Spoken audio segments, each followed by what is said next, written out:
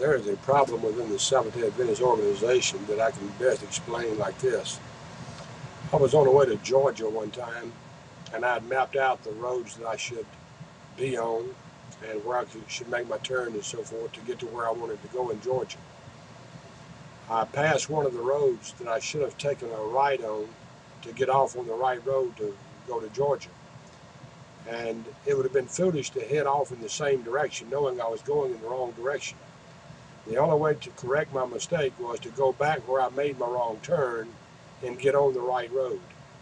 Well, this is the problem that I have seen in the Seventh-day Adventist organization. They made a wrong turn in 1844. The early pioneers went off in the wrong direction of what the Bible actually teaches.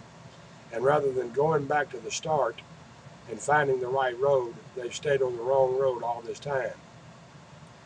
That is until the progressive movement within the Seventh-day Adventist organization came along.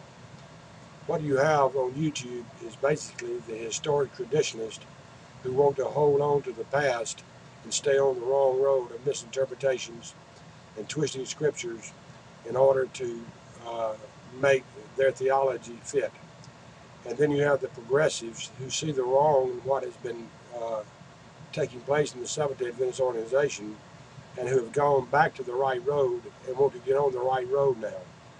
But as with any movement, the hierarchy of the Seventh-day Adventist organization is mainly the historic traditionalists, and they're not going to budge on their past because there's just simply too much money involved in it.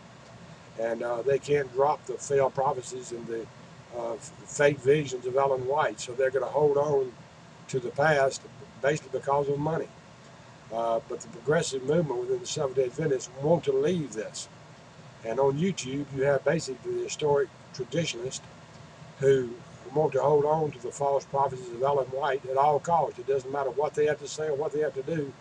They want to hold on to the false writings and the visions of Ellen White. And the big thing here is the doctrinal differences between the two. And let me show you what I mean. Whereas the historical traditionalists want to hold on to investigative judgment, the progressive Seventh-day Adventists see there's no biblical foundation whatsoever for investigative judgment and want to get away from it. The historical traditionalists only see the Seventh-day Adventist as the remnant church, whereas the progressives see that as totally wrong, that all Christians actually belong to the remnant church, that is, from a Protestant standpoint. Then you have the historical traditionalists wanting to hold on to the failed prophecies, the fake visions of Ellen White, and what goes along with it. And you have the progressives who see no value in the writings of Ellen White because she was a false prophet. She plagiarized things. She borrowed things from other people. She gave visions that she got from books as though they came from God. And that's what these progressives see, and they don't want anything to do with Ellen White.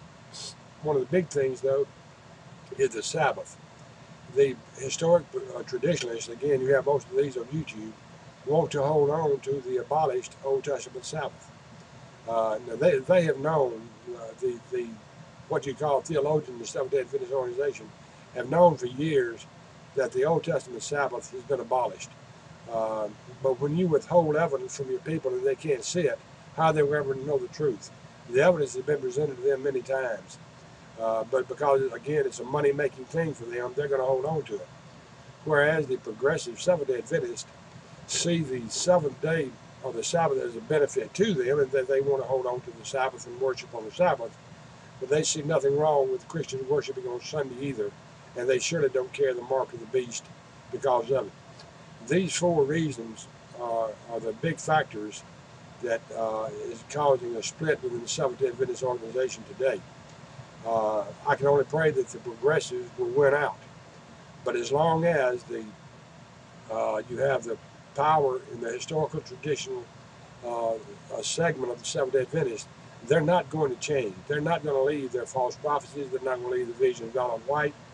You see, there's many independent ministries that depend on this as well. Independent ministries in Seventh-day Adventists who sell their books and make their money. There's just millions of dollars being made by these other people for them to basically come out and tell the people the truth. We've been lying to you. That's the bottom line. And the progressives know this and want to change. But again, as long as the hierarchy is made up more of historical traditionalists, there's little hope. And these members on YouTube, who are basically more historical traditionalists, will have to go along with the game and play the game and twist scripture and do whatever they can to mislead people. That is sad within itself. Not only is it sad, it is totally dishonest. Until next time, this has been Golly saying, God bless.